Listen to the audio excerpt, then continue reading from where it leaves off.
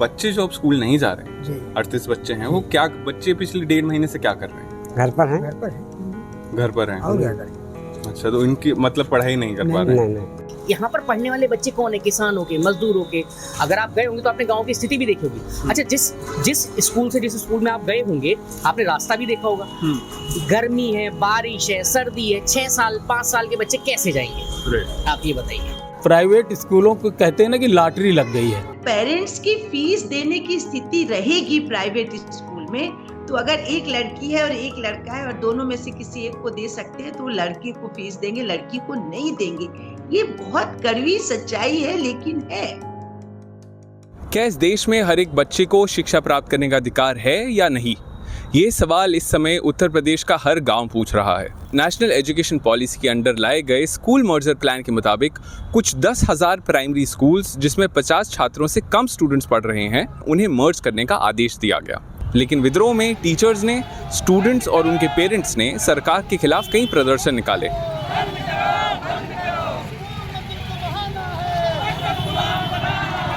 दबाव में सरकार ने नए स्कूल्स की दूरी पर क्लैरिफिकेशन दी और कई हजारों स्कूल्स का मर्जर भी रिवर्स कर दिया। कुछ जिलों में मर्ज करने के बाद में 1 किलोमीटर के हम सब लोगों ने निर्देश दिए हैं कि 1 किलोमीटर से अधिक की सीमा अगर स्कूल को मर्ज किया है वो नहीं होनी चाहिए। अगर उससे अधिक है तो उन सभी स्कूल्स को, छात्रों को हम सब लोग कोई भी नुकसान नहीं देना चाहते हैं। छात्रों को विद्यालय में पहुंचने के लिए सुविधा हो, किसी भी तरह की असुविधा जहां पर भी हो रही है, इसके सख्त निर्देश दिए गए हैं। उन सभी विद्यालयों को वापस अनपेयर कर दिया जाएगा। इसी दौरान एक केस निकल कर आया सीतापुर से, जहां के बच्चे इस सरकार को इलाहाबाद हाईकोर्ट तक ले गए, जिसके बाद हाईकोर्ट के लखनऊ बेंच ने सीतापुर जिले में मर्जर पे स्टे लगा दिया। ये समझने के लिए कि इस पॉलिसी का ग्राउंड पर क्या असर पड़ रहा है, हम सीतापुर, लखनऊ और रायबरेली के जिलों में गए और लोगों से बात की। कौन सी कक्षा में हो आप? 4 में। यहाँ स्कूल जाते थे? हाँ। अभी बंद हो गया? हाँ। बंद हो गया। तो अब किधर पड़ता है स्कूल आपका? इटैला में। हाँ। वहाँ नहीं जाते आप? नहीं। क्यों? दूर है। यहाँ पे कितने बच्चे पढ़ते थे? यहाँ पर 38 बच्चे। 38 के 38 बच्चे अब यहाँ पे नहीं जा रहे हैं। तो 38 में से कुछ उधर जा पा रहे हैं इटैला में? नहीं, कुछ नहीं जा पा रहे। पहली बार बारिश हो जाए, बारिश हो जाए, रोड पर पानी भर जाते, रास्ता नहीं जाने के लिए रोड के ऊपर पानी हो जाते हैं। हाँ, अगर बरसात नहीं तो नहीं इसमें रास्ता है। अच्छा, आप कह रहे हैं जो इटैला में स्कूल है, वहाँ पे रास्ता जो है उसमें पानी भर जाता है? पानी भर जाता है। हाँ, काफी पानी भर जाता है, गाड़ी तो पैदल नहीं जा सकते हो। अच्छा, और मेरे को ये बताइए, बच्चे जो अब स्कूल नहीं जा रहे हैं, 38 बच्चे हैं, वो क्या बच्चे पिछले 1.5 महीने से क्या कर रहे हैं? घर पर हैं। घर पर हैं। और क्या करें? अच्छा, तो इनकी मतलब पढ़ाई नहीं कर पा रहे हैं? नहीं कर पा रहे जी। अब जैसे आप देख सकते हैं, ये है उच्च प्राथमिक विद्यालय। ये इटैला गांव में आता है। 1.3 किलोमीटर हमने गाड़ी से नापा है। जो प्राइमरी स्कूल मर्ज करा गया है वो 1.3 किलोमीटर यहाँ से दूर पड़ता है। 38 स्टूडेंट्स हैं उस स्कूल में, प्राइमरी स्कूल में, जो यहाँ पे नहीं आ रहे हैं। पेरेंट्स का यही कहना है कि बहुत दूर पड़ता है, बारिश में सड़कें जो हैं भर जाती हैं। गांव में पेरेंट्स और स्टूडेंट्स से मिलने के बाद हम मिले हिमांशु राणा से। वो एक शिक्षक संघ से जुड़े टीचर हैं जिन्होंने इस पिटीशन को फाइल करने में पेरेंट्स की मदद की थी। पिटीशन जो है आपने सुना होगा, ये अभिभावकों ने की थी, पेरेंट्स ने की थी, क्योंकि उनके जो बच्चों के लिए स्कूल जो पूर्ववर्ती सरकारों ने 1-1 किलोमीटर के अंदर खुलवाए थे, उनको अब जो है बंद किया जा रहा था, मर्ज किया जा रहा था। तो उन्हीं के साथ हम लोगों ने कोलैबोरेट किया कि भाई नहीं, ये गलत तरीका है। क्योंकि देखिए, हम लोगों का दायित्व ये है कि हर बच्चा स्कूल में आए। अगर इस प्रकार का कोई कार्य होगा तो ड्रॉप आउट बढ़ जाएगा। जो बरेटा और इटैला के स्कूल्स हैं, मैं वहाँ होकर आया हूँ, मैंने देखा हो कि 1.3 किलोमीटर का डिस्टेंस पड़ रहा है। आप मेरे को उन स्कूल्स के बारे में बता सकते हैं, क्या संख्या है बच्चों की, कितने टीचर्स हैं वहाँ पे? बुढ़ेटा में लगभग 38 बच्चे हैं। अच्छा, ठीक है। और वो स्कूल इटैला में हो गया है ऑलरेडी। अगर आप देखेंगे, इटैला स्कूल ऑलरेडी कंपोजिट है। हाँ। कंपोजिट का मतलब है इन्होंने इस स्कूल को भी पहले प्राइमरी और अपर प्राइमरी को मर्ज किया था। अब उसमें फिर प्राइमरी मर्ज कर रहे हैं। हाँ। अच्छा, इटैला में क्या है, इटैला में लगभग 164 बच्चे हैं। 38 बच्चे यहाँ के आ जाएंगे तो लगभग संख्या 200 के आसपास हो जाएगी। ऐसी कुछ है, मतलब लगभग 190-195 के आसपास हो जाएगी। हाँ। वहाँ टीचर्स कितने हैं? ऑलरेडी 5 टीचर थे। हाँ। 2 टीचर यहाँ के आ जाएंगे। हाँ। तो 60 टीचर हो जाएंगे। 60 टीचर में कुछ किसी ने छुट्टी ले ली। और क्लासेस कितनी पढ़ेंगी? 1 से लेकर 8 तक। हाँ। तो जो ये सरकार कह रही है कि नहीं सारे टीचर्स अवेलेबल रहेंगे और ऐसा रहेगा वैसा रहेगा, तो ऐसा तो कुछ भी नहीं हो रहा। केरला जजमेंट का जो आदेश है उसमें ये कहा गया है कि आप बच्चों को यूनिट नहीं मानेंगे, आप पर्टिकुलर क्लास में आपको टीचर देना पड़ेगा। जैसे 1 से 5 है तो आपको 5 टीचर देने पड़ेंगे प्लस हेड देना पड़ेगा। 1 से 8 का है तो आपको 8 क्लास में टीचर देने पड़ेंगे, हेड देना पड़ेगा।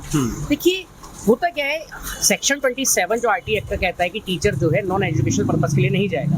तो आप बताइए, हमें लगाए रखते हैं जनगणना में, बीएलओ में, मतलब तमाम काम है और साथ के साथ जो एकेडमिक कार्य है वो प्रभावित होता है। यहाँ पर पढ़ने वाले बच्चे कौन है? किसानों के, मजदूरों के। अगर आप गए होंगे तो आपने गांव की स्थिति भी देखी होगी। अच्छा, जिस स्कूल में आप गए होंगे आपने रास्ता भी देखा होगा। गर्मी है, बारिश है, सर्दी है, 6 साल 5 साल के बच्चे कैसे जाएंगे? आप ये बताइए। इसके बाद हम मिलने गए रायबरेली में बीरेन सिंह से। वो एक सहायक अध्यापक हैं और उन्होंने हमें बताया कि आखिर गांव में प्राथमिक शिक्षा का क्या हाल है। मैं कंपोजिट विद्यालय रसेहता में सहायक अध्यापक के पद पर कार्यरत हूँ जी। और आप शिक्षा संघ के भी? हाँ, राष्ट्रीय शैक्षिक महासंघ जो हमारा एक शासन द्वारा मान्यता प्राप्त संगठन है उसका मैं यहाँ का जिला अध्यक्ष हूँ रायबरेली का। अच्छा, तो आप ये जो स्कूल है इसमें कितने बच्चे हैं? आप मर्जर के बारे में मेरे को कुछ बता सकते हैं? हमारे विद्यालय में चूँकि ये कंपोजिट विद्यालय है, कक्षा 1 से लेकर के कक्षा 8 तक ये संचालित है। जूनियर सेक्शन में हमारे यहाँ 112 बच्चे हैं और प्राइमरी सेक्शन में हमारे यहाँ 125 बच्चे हैं। अच्छा। और यहाँ पर अभी 1 तारीख से यही बगल का ही जो है एक पुरवा है छोटा सा, वहाँ का विद्यालय है जहाँ पे 48 बच्चे मतलब उस समय थे इनरोल्ड। उसका मर्जर हमारे विद्यालय में किया गया है, तो वो भी बच्चे यहाँ पे आ गए हैं। तो बच्चों को अब यहाँ आने में कोई दिक्कत हो रही है? उसके लिए कुछ नई व्यवस्था करी गई है? व्यवस्था अभिभावकों ने ही मिल करके, चूंकि अभिभावक हमारे जागरूक हैं, हमारे दोनों शिक्षक भी वहाँ के जागरूक थे। हम लोगों ने प्रयास करके, एक वहाँ का अभिभावक है जिसके पास ई रिक्शा है, वो अपना बच्चों को यहाँ छोड़ जाता है और कुछ बच्चे अपना पैदल चले आते हैं। अच्छा। ये निर्णय मेरी समझ में, जैसा मेरा व्यक्तिगत विचार है कि ये निर्णय जल्दी में लिया गया एक निर्णय है। अगर इसी निर्णय को सोच समझ करके शासन जो है, और ये निर्णय हमारा अब मार्च में होता, और मार्च में जब हमारे बच्चे अगले कक्षा में प्रोन्नत होते हैं, उसी समय अभिभावकों को विश्वास में लेकर के और बच्चों को अलग अलग विद्यालयों में जो उनसे नजदीकी विद्यालय होता, वहां पे अगर उसी समय हम इनरोलमेंट करवा देते तो शायद ये बेहतर विकल्प होता। हालांकि मैं मर्जर का कतई समर्थन नहीं करता हूं, ये एक गलत व्यवस्था है। अच्छा। नहीं होनी चाहिए। अभी जैसा इनका शासन का हमारे एक ये आया है कि वहां पे हम बालवाड़ी चलाएंगे। बाल वाटिका, हाँ जी। अब बाल वाटिका कैसे चलाओगे आप जी? उनके बड़े भाई बड़ी बहन तो मेरे यहाँ पढ़ने आते हैं। अगर उसी विद्यालय में बाल वाटिका का संचालन अगर विभाग के द्वारा किया जाता तो बड़े बच्चों के साथ उनके छोटे भाई भी आसानी से उस विद्यालय आ जाते और वो बाल वाटिका में शिक्षण कार्य मतलब शिक्षा ग्रहण करते और उनका बड़ा भाई उच्च कक्षाओं में पढ़ता। इसमें सबसे बड़ी दिक्कत है कि ये एक तो शासन के द्वारा हुआ और हमारे अधिकारियों ने जल्दबाजी में इस कार्यक्रम को बिल्कुल, जिसको कहते हैं ना कि बेसिक को बिल्कुल खत्म कर दिया है। अब हमको सुनने में आ रहा है कि जो 1 किलोमीटर से दूर के विद्यालय इनको वापस कर रहे हैं। अब आप सोचिए, 1 महीने से बहुत सारे बच्चे हैं जो कोई प्राइवेट में भाग गया, कोई दूसरी जगह भाग गया। अब जब हमारा शिक्षक लौट करके उस पुराने विद्यालय में अपने पहुंचेगा तो विश्वास करिए 100% बच्चे उसको नहीं मिलेंगे। तो एक प्रकार से कहीं न कहीं बेसिक शिक्षा की संरचना को, बेसिक शिक्षा का जो एक इंफ्रास्ट्रक्चर बना था, जल्दबाजी में उसको खत्म करने का कार्य हमारे अधिकारियों ने किया है। अच्छा। इसमें जो दूसरा पक्ष है, चाहे हमारे अधिकारी हों चाहे जो भी नीति निर्माता लोग हैं, उनके बच्चे इन विद्यालयों में नहीं पढ़ते हैं तो उनके ऊपर कौन सा असर पड़ेगा? उनको तो एक आदेश जारी करना है कलम से बस। प्रभावित कहीं न कहीं मेरा ग्रामीण क्षेत्र का जो गरीब का बच्चा है वो हमारा प्रभावित होने वाला है। इसमें प्राइवेट स्कूल्स का कितना रोल लगता है आपको? कुछ प्राइवेट सेक्टर का रोल है? प्राइवेट स्कूलों को कहते हैं ना कि लॉटरी लग गई है। इस तरीके से अफवाह फैला करके गांव में उन्होंने लड़कों को लिया है। करे आपका तो विद्यालय बंद हो गया, वहां कहाँ जाओगे? मेरा तो खैर स्थिति ठीक है, मेरा विद्यालय नजदीक का था, 1.25 किलोमीटर है। हम लोगों ने प्रयास किया, हमारे यहाँ लगभग 100% बच्चे आ रहे हैं। और सबसे बड़ी दिक्कत है कि न टीसी लेते हैं हमारे प्राइवेट वाले, न उनके ऊपर कोई उम्र का बंदेज है, कुछ भी नहीं है। जिसको मन करता है अपने यहाँ बैठा के पढ़ाने लगते हैं विदाउट टीसी। अगर उनके यहाँ बच्चा जाने में कोई दुर्घटना हो जाए तो यकीन मानिए हमारा बेसिक का शिक्षक मारा जाएगा। और अगर हमको केवल शिक्षण कार्य किया जाए तो निश्चित रूप से हम लोग करेंगे, लेकिन इसके साथ में हमारे पास इतने काम हैं MDM बनवाने से लेकर के ऑनलाइन इतने हमारे पास इस समय गैर शैक्षणिक कार्य हैं कि हमारा शिक्षक उसी में उलझा रहता है। आप लोग कौन सी क्लास में हो? 5th ग्रेड में। और आप पहले किस स्कूल में थे? प्राथमिक विद्यालय। कौन सा? प्राथमिक विद्यालय। प्राथमिक विद्यालय। और यहाँ कितने दिन से आ रहे हैं? सर अभी 10-15 दिन हुए। 10-15 दिन हुए। कैसा लग रहा है यहाँ पे आके? अच्छा लग रहा है सर। अच्छा लग रहा है? अच्छा, ये स्कूल बड़ा है उससे? Yes sir. उधर कितने क्लासरूम थे? 2। उधर 2 क्लासरूम थे और यहाँ पे काफ़ी सारे क्लासरूम हैं। Yes sir. 6-7 क्लासरूम है यहाँ पे। अच्छा, और आने में कोई दिक्कत नहीं होती? सर दूर पड़ता है। दूर पड़ता है? दूर पड़ता है, पापा रहते हैं, मंडी जाते हैं, गाड़ी भी इसीलिए गाड़ी भी चलती है, वो भी आती है। अच्छा, आपकी सिस्टर कौन सी क्लास में? फर्स्ट में। अच्छा, और आपका क्या नाम है? आनंद। आनंद। आपका? निखिल। आपका? यश। आनंद, निखिल और यश। कौन सी क्लास में आप? 5। 5वीं क्लास में। 5वीं क्लास में आप? 4। आप 4 में। अच्छा, आपको क्या कोई सब्जेक्ट पसंद है? पढ़ाई पसंद है? Yes sir. पक्का? खेलना पसंद है? क्या पसंद है? खेलना पसंद है। क्या खेलना पसंद है? Bat ball.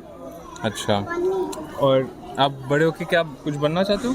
क्या बनना चाहते हो? सर जी डॉक्टर। क्यों? सर जी पढ़ाई करेंगे, हाँ, फिर बनेंगे। डॉक्टर बनेंगे। ठीक है। इस स्कूल में कैसा लग रहा है आके? सर जी बढ़िया लग रहा है। अच्छा, दूर पड़ता है क्या या ठीक है? ठीक है सर जी। हो जाता है, आना हो जाता है।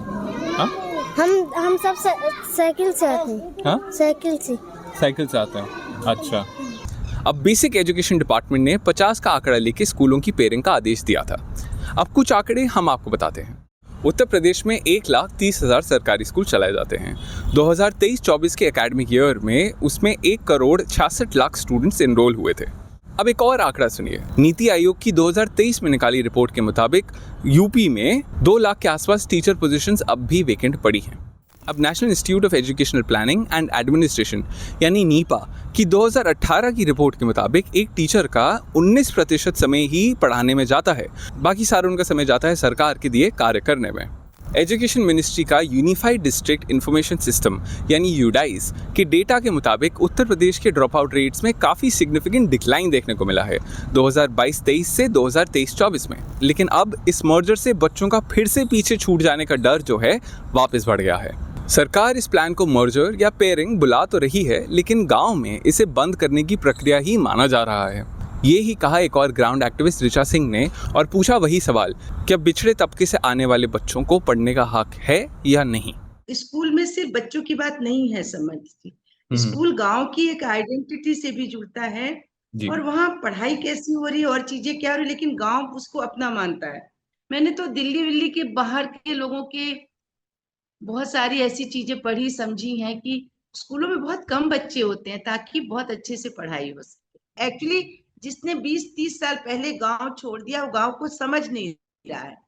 गांव में अभी शुगर केन है, गन्ने की खेत है, वो 500 मीटर दूरी को भी बहुत खतरनाक बना दे रहा है। हमारे इलाके में जो खासतौर से नदी के किनारे का इलाका है, बहुत सारे जंगली जानवर हैं। हमें एक गांव ऐसा मिला जहाँ के रास्ते पर सांप बहुत निकलते हैं। अब ये कौन समझेगा इस बात?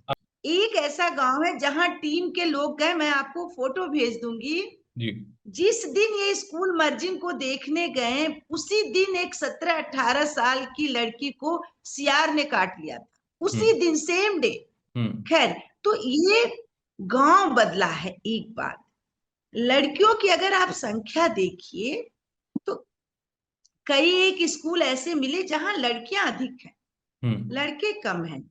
तो अगर ये मर्ज होता है और दूरी बढ़ती है तो लड़कियों को सबसे पहले रोका जाएगा। जो पूरा शिक्षा का अधिकार कानून है उसका तो उल्लंघन है ही है। मेरा तो ये भी मानना है कि अगर एक स्कूल है, अगर एक बच्चा है, 5 बच्चा है, ये कोई इन्वेस्टमेंट थोड़ी ना है जी। कि ये कोई बिजनेस थोड़ी ना है कि आप यहाँ 100 रुपए लगा रहे हैं, आपको 200 रुपया का प्रॉफिट चाहिए। ये देश के लिए नागरिक तैयार करने का एक शुरुआती कदम है। सोच रहे हैं, ऐसा सोचने का कारण मुझे तो नहीं समझ में आया। तो क्या जो गांव समुदाय के लोग कह रहे हैं कि एक्चुअली में हमारे कंपनियों को, सरकार को सस्ता मजदूर चाहिए, वो चाहते ही नहीं है कि गरीब पढ़े? क्या इस बात को सच मान लें? और ये चर्चाएं हैं गांव में समर्थ जी, कि सरकार चाहती ही नहीं कि हम गरीब के बच्चे पढ़े। हम पढ़ लेंगे तो हम गुलामी नहीं करेंगे, हम पढ़ लेंगे तो हम उनके कहे अनुसार नहीं चलेंगे। ये सरकार की जिम्मेदारी है, शिक्षा, स्वास्थ्य, रोजगार, इससे कैसे मुंह फेर सकते हैं? और हमारे इलाके में दोनों लोग, हम पूरे इलाके में 2 स्लोगन बहुत तेजी से गूंजे समर्थ जी। स्कूल बंदी बहाना है, मकसद गुलाम बनाना है। और ये स्लोगन आपको पहले कभी नहीं सुनाई दिया होगा, ये गांव से निकला स्लोगन है। दूसरा निकला, बच्चे 40 हो या 4, सबको शिक्षा का अधिकार।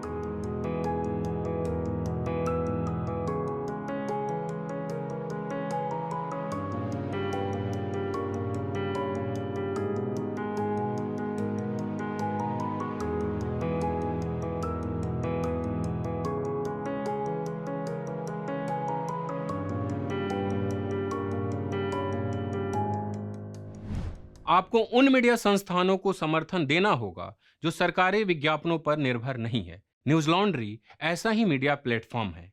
हम किसी से विज्ञापन नहीं लेते। न्यूज लॉन्ड्री को सब्सक्राइब करने के लिए newslaundry.com/subscription पर जाएं और अपने मन मुताबिक राशि चुनें। न्यूज लॉन्ड्री को सब्सक्राइब करें और गर्व से कहें, मेरे खर्च पर आजाद हैं खबरें।